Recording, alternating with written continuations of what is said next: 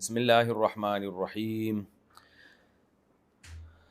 اقرا پروین صاحبہ نے U P سے پوچھا ہے، کیا لڑکی کا اسکول میں پڑھنا ضروری ہے؟ کیا لڑکی کو اسکول میں پڑھنا ضروری ہے؟ اگر وہ اسکول میں پڑھے بغیر ہی سب کچھ جان جائے تب بھی ضروری ہوگا؟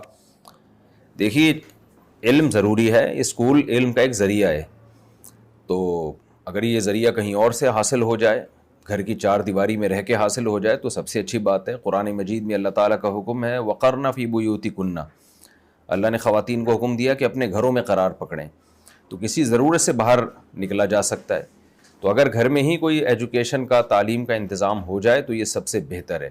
اور خاص طور پہ اس زمانے میں اسکولوں کا ماحول بہت زیادہ خراب ہو چکا ہے، بہت ہی زیادہ خراب ہو چکا ہے۔ ایجوکیشن تو اسکولوں میں ویسے بھی نہیں ہے، لوگ اپنی ہی محنت پہ پڑھ رہے ہوتے ہیں، اسکول تو ایک فارمیلٹی پوری کر رہا ہوتا ہے بس ایک۔ جو پڑھنے والے اسٹوڈنٹس ہیں، چاہے وہ لڑکے ہوں یا لڑکیاں، وہ گھروں میں ہی پڑھ رہی ہوتی ہیں، اپنے طور پر وہ محنت کر رہی ہوتی ہیں۔ اور اسکول کا جو کیونکہ کو ایجوکیشن سسٹم چل رہا ہے ہماری سوسائٹی میں، وہ اتنا زیادہ خراب کر رہا ہے۔ ہمارے پاس صبح شام فیملیوں کے کیسز آ رہے ہیں، ماں باپ جب بچے بگڑتے ہیں تو ایک عذاب میں گئے ہوئے ہوتے ہیں۔ مجھے والدین بتا رہے ہوتے ہیں آ کے کہ ہم نے لاکھوں روپے دے کر اپنے بچوں کو بگاڑا ہے، فری میں بگڑ جاتے تو شاید اتنا افسوس نہ ہوتا، ہم نے لاکھوں روپے دے کے بچوں کو بگاڑا ہے اپنے۔ تو ایجوکیشن الگ چیز ہے، ماحول بالکل جو اسکولوں میں دیا جا رہا ہے وہ بالکل ایک الگ چیز ہے۔ ہم ایجوکیشن کے، تعلیم کے خلاف نہیں ہیں، اس ماحول کے خلاف ہے۔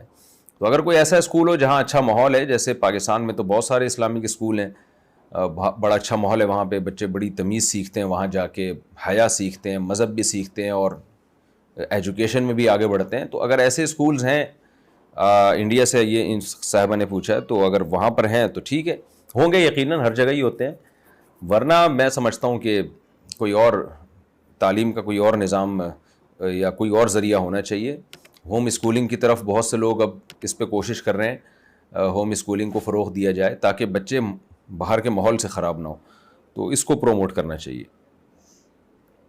بلکہ پہلے زمانے میں تو اس کا بھی خیال ہوتا تھا کہ گھر میں جو استاذ آ کے پڑھا رہا ہے نا، یا کوئی فیمیل ٹیچر پڑھا رہی ہے لڑکی کو، تو اس کو بھی دیکھیں وہ کیا ہے۔ وہ اگر دیندار نہیں ہے، وہ اگر حیا نہیں ہے اس میں، تو بچہ ٹیچر سے بہت زیادہ متاثر ہوتا ہے، خوب سمجھ لیں۔